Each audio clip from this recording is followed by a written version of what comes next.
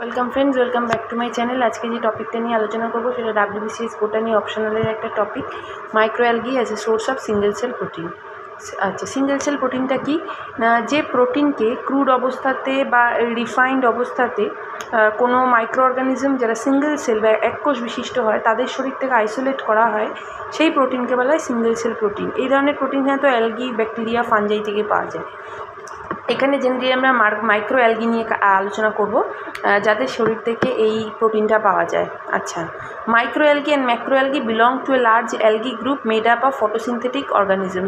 Micro algae হোক বা macro algae হোক, এরা কিন্তু একটা লার্জ অ্যালগি গ্রুপে বিলং করে, যারা কিন্তু ফটোসিনথেটিক মানে বিভিন্ন অর্গানিজমসের সমন্বয়ে যে গ্রুপটা তৈরি, অ্যালগাল গ্রুপটা, সেই অ্যালগাল গ্রুপের মধ্যে কিন্তু বিলং করে এই মাইক্রো অ্যালগি, ম্যাক্রো অ্যালগি। এরা কিন্তু পৃথিবীতে 3.5 বিলিয়ন ইয়ার এগো, মানে 3.5 বিলিয়ন বছর আগে এরা পৃথিবীতে এসেছিলো এবং ফার্স্ট লাইফ ফর্ম কিন্তু এদেরই মনে করা হয়।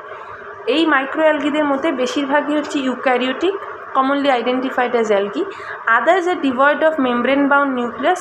আবার অন্যরা কিন্তু মেমব্রেন বাউন্ড নিউক্লিয়াস থাকে না, যেমন প্রোক্যারিওট, সায়ানোব্যাকটেরিয়া, যারা কিন্তু ব্যাকটেরিয়া আর উদ্ভিদের মধ্যবর্তী স্থানে অবস্থান করে। আচ্ছা, microalgae have been identified as one of the most reliable source of protein. Some microalgae sources shows protein content more than conventional animal or plant source. এই মাইক্রোঅ্যালগি কিন্তু মানে প্রোটিনের জন্য কিন্তু খুব রিলায়েবল একটা সোর্স হিসেবে কিন্তু বর্তমানে পরিগণিত হচ্ছে। বর্তমানে না, বহু পূর্ব থেকেই কিন্তু, যেমন মেক্সিকোতে কিন্তু বহু প্রাচীনকাল থেকে, প্রায় 1520 সাল এরকম সময় কিন্তু এই মাইক্রোঅ্যালগি কিন্তু বিভিন্ন খাদ্য প্রস্তুতিতে কিন্তু ব্যবহার করা হতো। তবে বর্তমান দিনে এটা আরও বেশি মানে আলোকপাতটা হয়েছে এই বিষয়ের উপরে। তো এই মাইক্রোঅ্যালগি কিন্তু খুব একটা রিলায়েবল প্রোটিন সোর্স হিসেবে কিন্তু পরিগণিত হয়।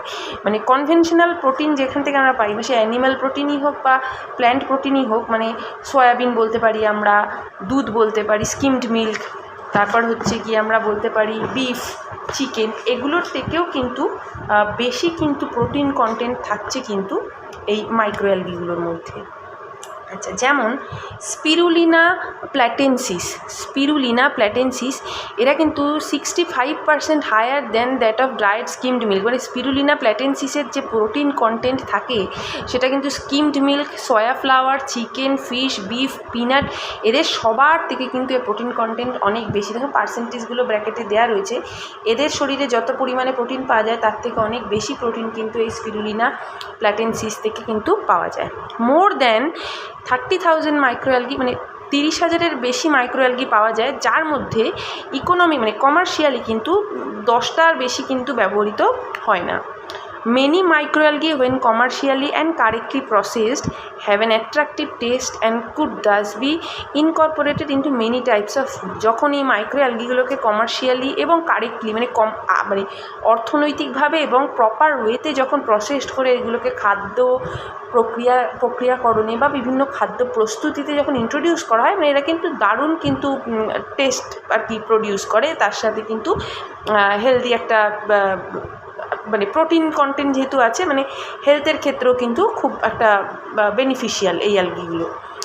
The use of microalgae in waste water treatment for biofuel, মানে ওয়েস্ট ওয়াটার ট্রিটমেন্ট, অ্যাটমসফেরিক CO2-কে স্টোর করতে, এই বিভিন্ন কাজগুলো করতেও কিন্তু এই মাইক্রোঅ্যালগিগুলো কিন্তু ব্যবহৃত হয়। আচ্ছা আচ্ছা চলে আসি এরপরে। আচ্ছা, some of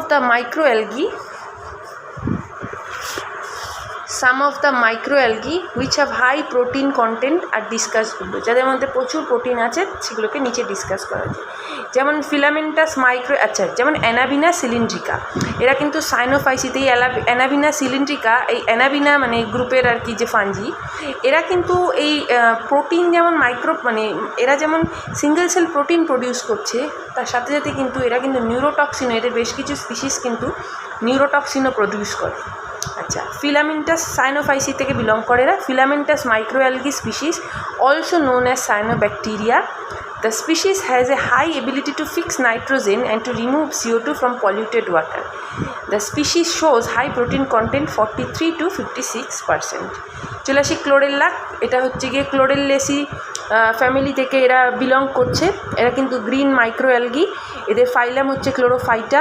এর প্রোটিন কন্টেন্ট কিন্তু wide range of protein content দেখা যায়, মানে ভ্যারিয়েশন দেখা যায়। যেমন কোনো স্ট্রেনের ক্ষেত্রে খুব কম প্রোটিন কন্টেন্ট দেখা যায়, যেমন 6.87% দেখা যায় ক্লোরেল্লা স্পার্কির ক্ষেত্রে, আবার 58% দেখা যায় ক্লোরেল্লা ভালগারিসের ক্ষেত্রে। চলে আসি এবার সিনেডেসমাস। সিনেডেসমাস কারা? এরা কিন্তু মাইক্রো অ্যালগি। এদের প্রোটিন কন্টেন্ট কিন্তু 30 to 50% মানে এই রেঞ্জের মধ্যে থাকে, ডিপেন্ডিং আপন যে কী ধরনের সেল ডিসরাপশান প্রিট্রিটমেন্ট এদের প্রডিউস করা হয়েছে। সেল ডিসরাপশান প্রিট্রিটমেন্ট কি? মানে যে ট্রিটমেন্টের মাধ্যমে সেল ওয়ালকে বা সেলের লাইসিস ঘটানো হয়, মানে সেল ওয়ালকে লুপ্ত করে দিয়ে সেলের ভেতরের ফ্লুইডটাকে, মানে আমার কোনো ডিজায়ার্ড কম্পোনেন্টস দরকার, কোনো আমার সাপোজ আমি ধরে নিই আমার এই কোনো অ্যালগির শরীর থেকে আমার প্রোটিন দরকার, তো সেই প্রোটিনটা পাওয়ার জন্যে এর সেল ওয়ালের লাইসিস ঘটিয়ে এর শরীর থেকে যেভাবে আমি প্রোটিনটাকে কালেক্ট করব সেই প্রসেসকে কিন্তু বলা হচ্ছে সেল ডিসরাপশন মেথড। তাই বলা হচ্ছে যে এই সিনেডেসমাস এদের মধ্যেও প্রোটিন কন্টেন্ট থাকে এবং কতটা প্রোটিন পাওয়া যাবে সেটা ডিপেন্ড করে কীভাবে এদের সেল ডিসরাপশনটা করা হয়েছে। Protein content of 41.8% for the strain Scenedesmus almeriensis, এদের ক্ষেত্রে কিন্তু 41.8% প্রোটিন কন্টেন্ট দেখা যায় এই সিনেডেসমাস আলমেরিয়েন্সিসের ক্ষেত্রে। আচ্ছা, চলে আসি এরপরে যে আসছে সে হচ্ছে টেট্রাসেলমিস। টেট্রাসেলমিস is a genus of green unicellular flagellated eukaryotic possess 8 টেট্রাসেলমিসের কিন্তু 8টা ফ্ল্যাজেলা দেখা যায়, কিছু স্পিসিসের ক্ষেত্রে 16টা ফ্ল্যাজেলা দেখা যায়। আচ্ছা, এদের শরীরে যেটা দেখতে পাওয়া যায় হাই লিপিড কন্টেন্ট দেখতে পাওয়া যায়, কিন্তু লিপিড কন্টেন্টের সাথে সাথে এদের শরীরে কিন্তু বেশ মাত্রায় প্রোটিন থাকে, 31 to 36% প্রোটিন পাওয়া যায়, যেটা কিন্তু সয়াবিন দুধের থেকেও কিন্তু অনেক বেশি। এবার চলে আসি পরফাইরিডিয়ামের ক্ষেত্রে। এরা কিন্তু রেড মাইক্রোঅ্যালগাল স্পিসিস, এদের কিন্তু রেড মাইক্রোঅ্যালগাল স্পিসিস এরা। আর এদের শরীরে যেটা পাওয়া যায় সেটা হাই কার্বোহাইড্রেট পাওয়া যায়, বিশেষ করে এই যে সালফেট পলিস্যাকারাইড, মানে এদের সেল ওয়ালে এই সালফেট পলিস্যাকারাইড হচ্ছে মানে একটা সেলুলোজ হেমিসেলুলোজ দিয়ে তৈরি। এটা হচ্ছে কি এই মেরিন অ্যালগি সেল ওয়ালে পাওয়া যায় এমন একটা কার্বোহাইড্রেট।